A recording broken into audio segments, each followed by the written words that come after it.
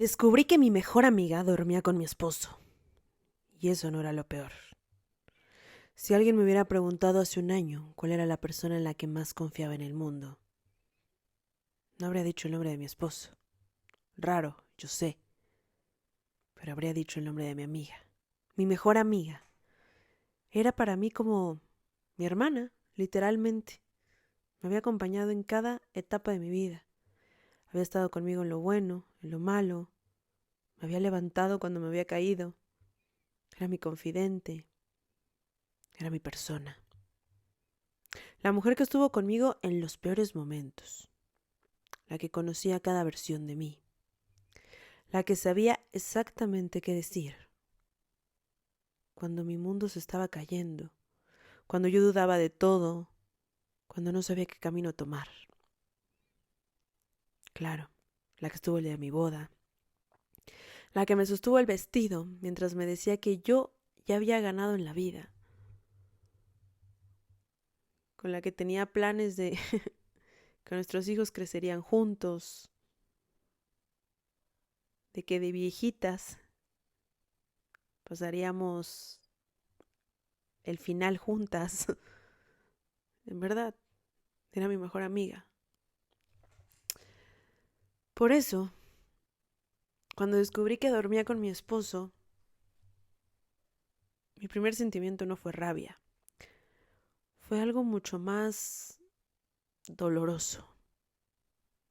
Algo que me rompió.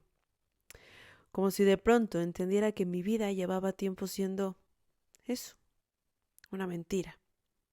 Y yo era la única que no sabía lo que el resto sí. Claro que mi matrimonio no era perfecto, como ninguno, pero era estable. O eso creía. Vivíamos juntos hace unos años atrás. Teníamos rutinas bastante claras, las típicas discusiones, planes realistas. Por eso sí, teníamos un compromiso de no fallarnos, de no hacernos daño. Nunca hablábamos de, no sé, grandes excesos. Y tampoco no teníamos dramas constantes. De hecho, debo decir que vivir con él era bastante agradable. Una vida adulta funcional. Y sí, ahora que lo veo, mi mejor amiga siempre estuvo cerca, pero yo nunca pensé que eso pudiera ser un motivo. A veces venía a casa sin avisar. Sí, también a veces se quedaba en casa a dormir. Compartía comidas con nosotros, pasaba tiempo con nosotros. Y quizás ahora que lo estoy diciendo sé que puede sonar absurdo. Todos los que sepan de esta historia me van a decir, pero ¿cómo? ¿Cómo no te diste cuenta antes?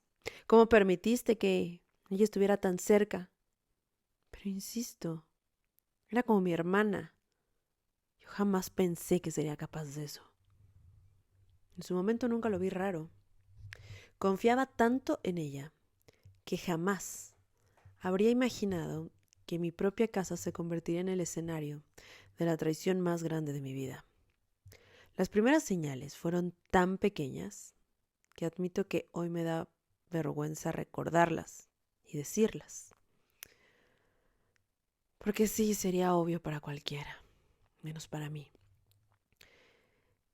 Miradas que duraban medio segundo más de lo normal. Los caché con algunos silencios incómodos, que yo atribuía al cansancio. Empecé a darme cuenta que ellos tenían bromas internas, de las que yo no sabía nada. Una vez, hasta cometí la osadía de bromear diciendo: ¡ay! Parecen novios ustedes. Y ellos se rieron, yo también. Pero yo no sabía que ellos se reían juntos de mí. Y yo solo me reía aparte. Si tan solo lo hubiera sabido, si tan solo hubiera prestado más atención, si tan solo Oh, si tan solo le hubiera hecho caso a mi instinto, porque sí, había una parte de mí que lo sabía. Ahora lo puedo reconocer. El día que todo se rompió, no fue un día dramático. No hubo gritos. No sé. No fue un día de esos que te quedan en la memoria. De hecho, fue un día bastante aburrido. Volví a casa antes de lo habitual porque en el trabajo me empecé a sentir mal. Y ahora que lo pienso, siento que la vida me puso justo esa sensación de malestar para que por fin me diera cuenta. Porque realmente no había ninguna razón lógica para que yo volviera. Pero de la nada empecé a sentir un dolor en el estómago, el famoso retortijón. No sé, fue incómodo. Y decidí que no tenía tanto que hacer, podía volver antes. Y lo hice. Por supuesto que no avisé. Era un simple retortijón que le iba a decir a mi esposo. Voy para allá porque me duele la panza. No. Solo quería acostarme y no quería hablar con nadie. Llegué a casa, abrí la puerta como normalmente lo haría, pero escuché risas. De hecho, eran risas bajas, como de alguien que está reunido con su cómplice. Por supuesto que no eran ruidos íntimos. Eso hubiera sido quizás más fácil de procesar. Pero sí eran risas íntimas, de confianza, de gente que se siente cómoda en una intimidad que, bueno, ahora entiendo que no era suya. No entré de inmediato. Me quedé paralizada en el pasillo, escuchando, tratando de descifrar antes de abrir esa puerta qué era lo que me iba a encontrar. Por supuesto que de inmediato, en cuanto escuché sus risas, sabía que era ella. Y de repente lo escuché. Mi nombre salió de la boca de ella. Y lo dijo con un tono que nunca antes había usado conmigo. Un tono burlón, un tono sarcástico. Y ahí entendí que eso que ellos tenían no era algo reciente, ni tampoco algo casual. Y abiertamente en mi propia casa se estaban burlando de mí. Por supuesto que entré a la habitación. Y no. No estaban desnudos. De hecho, estaban sentados en la cama. Como si estuvieran haciendo algo normal. Como si esa acción no hiciera que el mundo explotara. Al menos el mío. Mi esposo, en cuanto me vio, fue el primero en ponerse de pie. Claro que abrió los ojos. Se veía nervioso. Empezó a tartamudear. Ella tardó más en reaccionar. Pero me miró sin culpa. No había vergüenza. De hecho, ni siquiera creo que hubiera vergüenza. Creo que lo que había era un reto. Como si en el fondo, la que estuviera fuera del lugar era yo, no ella. No les voy a mentir. En ese momento les grité. Les pedí una explicación. Lloré. Lloré de la rabia, lloré de la...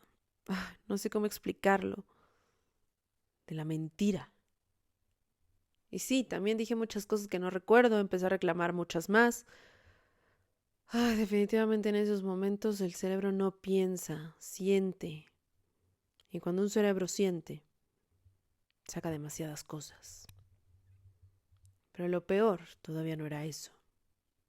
Cuando ellos empezaron a intentar explicar, empezaron a tener un tono haciéndome entender que yo era ingenua.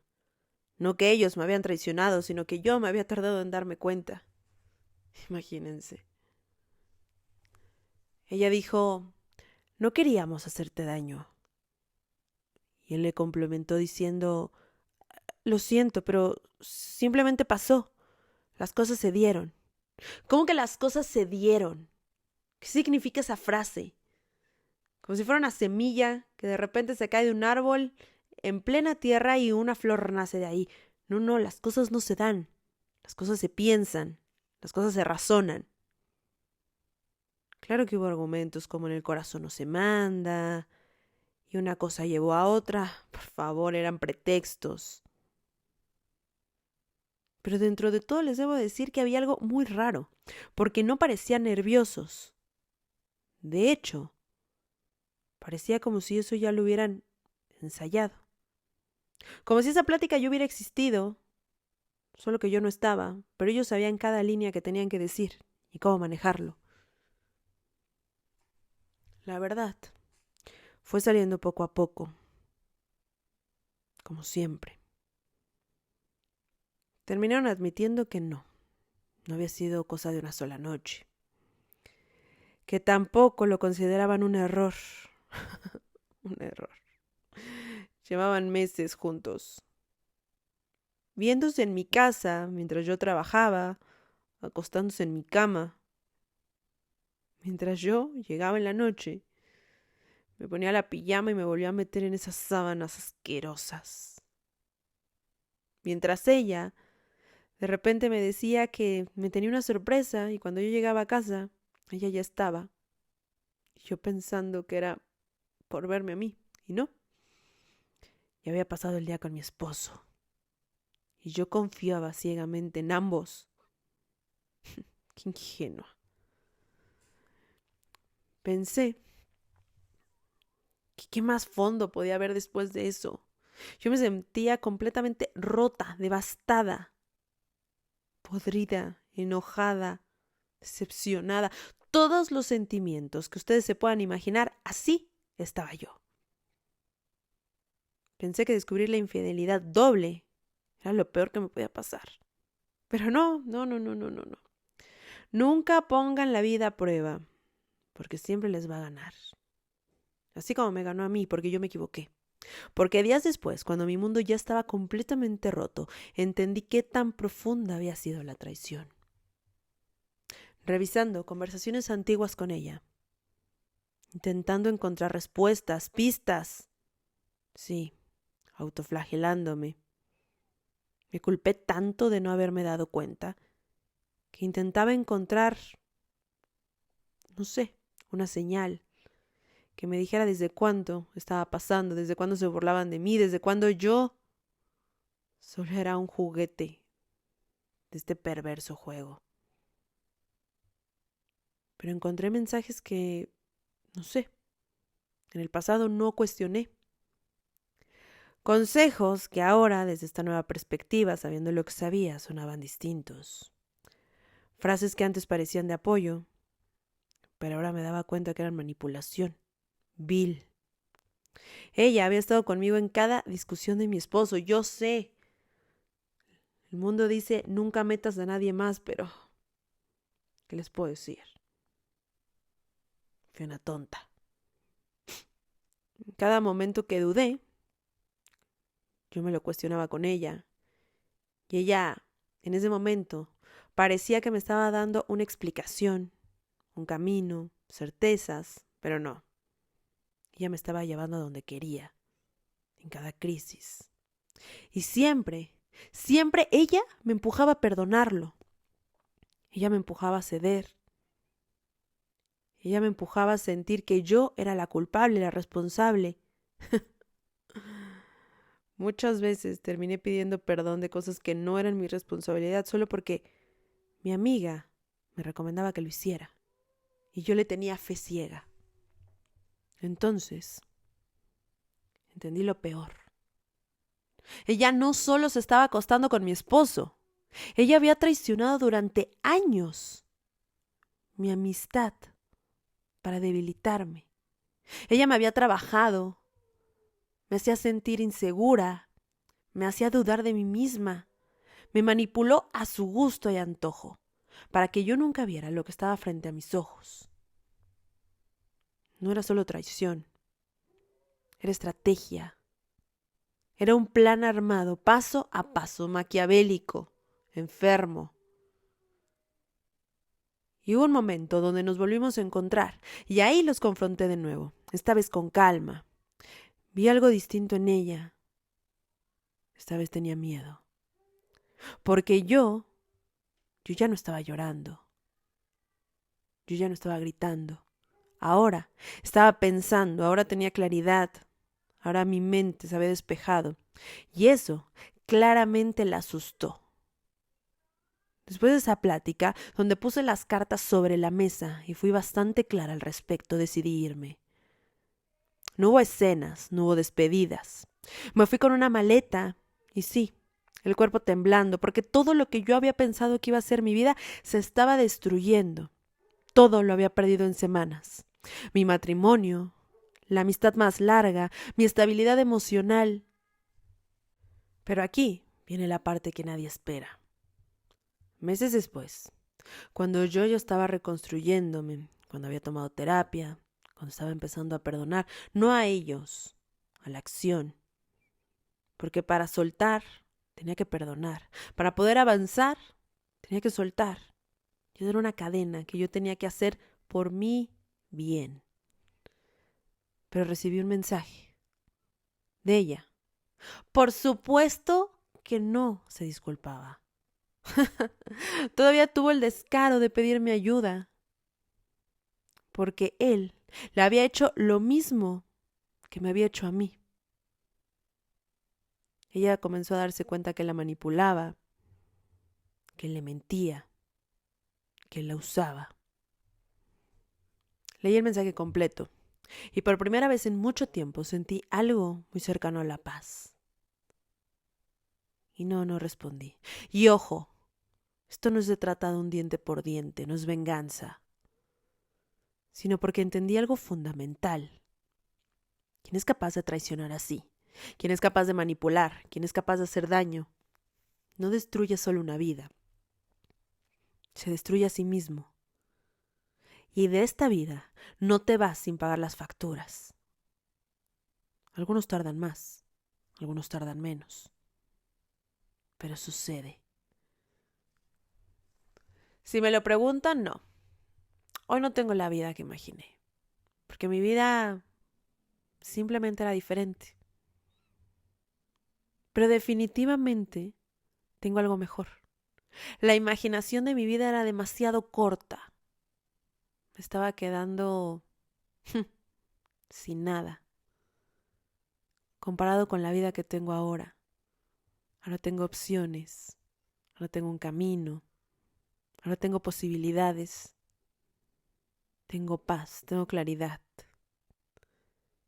Y también tengo la certeza de que hay traiciones que no duelen por el acto, sino por descubrir que la persona que te apuñaló llevaba años sonriéndote de frente. Pero después de que te lastiman tanto, si logras salir, si te logras reponer, si logras brincar esa parte, definitivamente te vuelves indestructible. Y eso es lo que yo gané.